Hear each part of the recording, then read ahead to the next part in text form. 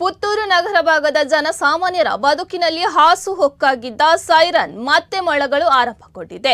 ಕಳೆದ 20 ವರ್ಷಗಳಿಂದ ಮೌನವಾಗಿದ್ದ ಪುತ್ತೂರಿನ ಸೈರನ್ಗೆ ಮತ್ತೆ ಮರುಜೀವ ಕೊಡುವ ಕೆಲಸ ನಡೆಯುತ್ತೆ.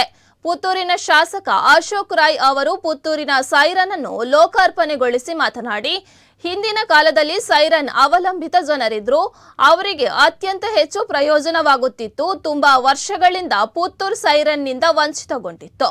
ಇದೀಗ ಮತ್ತೆ ಅದನ್ನು ಜನತೆಗೆ ಪರಿಚಯ ಮಾಡಿಸುವ ಕೆಲಸ ಮಾಡಲಾಗುತ್ತಿದೆ. ಪ್ರಾಚೀನ ಕಾಲದ ಈ ವ್ಯವಸ್ಥೆಯನ್ನು ಮುಂದುವರಿಸಿಕೊಂಡು ಹೋಗುವ ಮೂಲಕ ಜನರನ್ನು ಅಲರ್ಟ್ ಮಾಡುವ ಈ ಸಾಧನಕ್ಕೆ ಜೀವ ತುಂಬಲಾಗಿದೆ ಎಂದು ಹೇಳಿದ್ದಾರೆ. ಇನ್ನು ಈ ಸಂದರ್ಭದಲ್ಲಿ ತಹಶೀಲ್ದಾರ್ ಎಸ್ಪಿ ಕೂಡಲಾಗಿ, ತಾಲೂಕು ಪಂಚಾಯತ್ ಕಾರ್ಯನಿರ್ವಾಹಕಾರಿ ನವೀನ್ ಭಂಡಾರಿ ಸೇರಿದಂತೆ ಮತ್ತಿತರರು ಉಪಸ್ಥಿತರಿದ್ದರು. 1971ರಲ್ಲಿ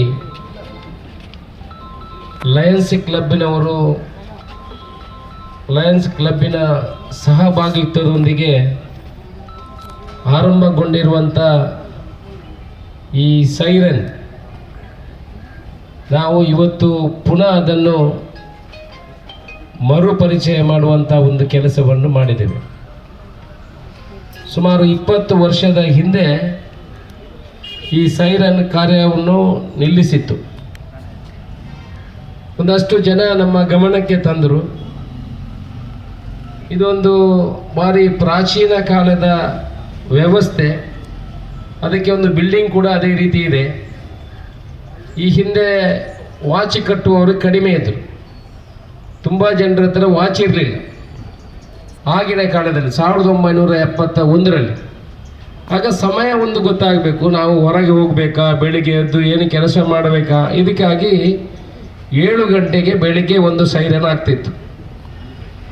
ಆನಂತರ ಮಧ್ಯಾಹ್ನ ನನಗೆ ಗೊತ್ತಿದ್ದಾಗೆ 12 ಗಂಟೆಗಿತ್ತು. ಈ ಸಲ 1 ಗಂಟೆಗೆ ಆ ಸೈರನನ್ನು ಇಟ್ಟಿದ್ದೀವಿ. ಅಂದರೆ ಊಟ ಮಾಡಲಿಕ್ಕೆ ಹೋಗುವವರಿಗೆ, ಬೆಳಿಗ್ಗೆ ಎಲ್ಲ ಎದ್ದು ಒಮ್ಮೆ ನಗರದವರು 7 ಗಂಟೆ ಆಯಿತು, ಕೈಯಲ್ಲಿ ವಾಚ್ ಇದ್ರು 24 ಗಂಟೆ ಯಾರಿಗೆ ಕಟ್ಕೊಂಡಿರುವುದಿಲ್ಲ.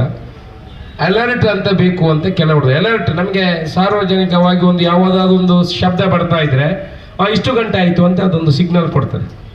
ಹಾಗೆ ಬೇಗ ಬೇಗ ಕೆಲವರು ಏಳಲಿಕ್ಕೆ, ಬೆಳಿಗ್ಗೆ ಕೆಲಸಕ್ಕೆ ಹೋಗುವವರು ತೊಂದರೆ ಆದರೆ ಮಲಗಿದಲ್ಲಿಗೆ ಕೇಳ್ತದೆ ಗಯ್ಯ ಅಂತ.